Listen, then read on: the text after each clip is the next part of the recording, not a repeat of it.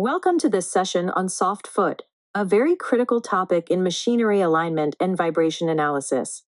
Soft foot is a condition where all the feet of a machine do not lie in the same plane, just like a table with one leg shorter than the others.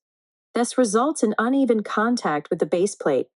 When such a situation occurs in rotating machinery, it leads to vibrations, misalignment, shaft deflection, excessive wear, and unstable operation.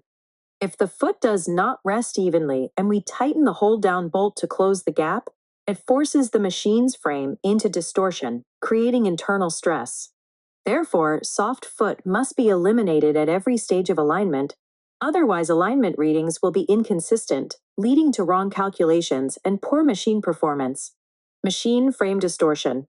When a soft foot exists and we tighten the hold-down bolt, the foot is pulled down to the base with extra force. This creates stress and distortion throughout the machine frame. Initially, when bolts are loose, there is no internal stress, but as bolts are tightened, the machine frame bends and changes shape. This distortion causes the shaft position to change, and misalignment can occur every time bolts are loosened and tightened. Even when the correct torque pattern is followed, we cannot completely eliminate shaft position change if soft foot exists. So, correcting soft foot is necessary before precision alignment is done. Distorted bearing housing. Machine frame distortion can also distort the bearing housings. This creates preloading conditions on the bearing, usually 180 degrees apart, and leads to excessive wear on the top and bottom of the outer race. The distortion also changes the relative position of the bearings, causing internal misalignment between inboard and outboard bearings. As a result, the shaft angle shifts between the bearings, which affects machine smoothness and accelerates bearing wear. That's why soft foot must be eliminated early to avoid these internal problems. Now let us look into the different types of soft foot commonly found in rotating equipment. Air gap or parallel soft foot. This is the most common type. One foot does not reach the base, leaving a clear parallel gap between the machine foot and the base plate. The bottom surface remains parallel, but it simply doesn't touch.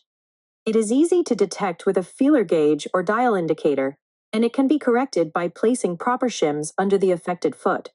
Downward bent soft foot. In this type, the inner portion of the foot is bent downward, while the outer edge is touching the base. When the bolt is tightened, the foot bends further and distorts the machine frame. This also leads to misalignment and stress. Careful inspection is necessary to detect this type of soft foot. Upward bent soft foot. Here, the outer edge of the foot is lifted upward, creating a gap along the outside. When the hold-down bolt is tightened, the inside area gets pulled down first, resulting in frame distortion. The effect is similar when the machine base itself is uneven or warped. Uneven contact creates force distribution problems that need correction. Squishy spring foot. This soft foot is caused by contamination and damaged shims. Layers of grease, dirt, rust, paint, or bent shims make the shim pack act like a spring. When the bolt is tightened, the shim compresses and the machine moves. Even though no visible gap exists, the foot still moves, causing alignment issues. This is known as spring or squishy foot. Stress-induced soft foot. This is the most difficult kind to detect.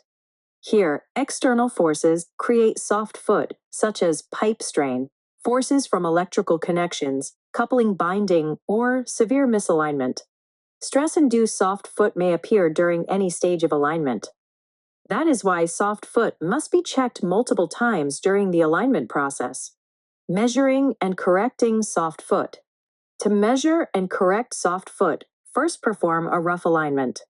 Then loosen all hold-down bolts and check for gaps using a feeler gauge or dial indicator. Insert the largest single shim that closes the gap without lifting the machine. Additional shims can be added if needed, but never force a shim into place as it may raise another leg and create a new soft foot.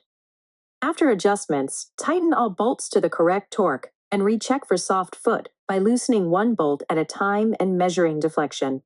If the reading is positive on the dial indicator, that foot has soft foot. Using both dial indicators and feeler gauges is recommended for accuracy. The goal is to eliminate soft foot on all feet of both machines. Soft foot analysis and tolerance. Before adding shims, measure all feet and collect data. Often, eliminating the worst foot first solves the smaller soft foot problems. The base and the bottom of all feet must be flat and smooth for best results. Ideal tolerances.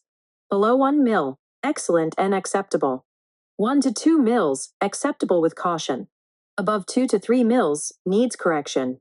Beyond 3 mils, not acceptable. If the base is flexible or the machine legs are weak, reinforcement of the base may be necessary. Final adjustments should aim for readings as close to 0 as possible, ensuring proper alignment and smooth machine operation. Thank you. Have a great day.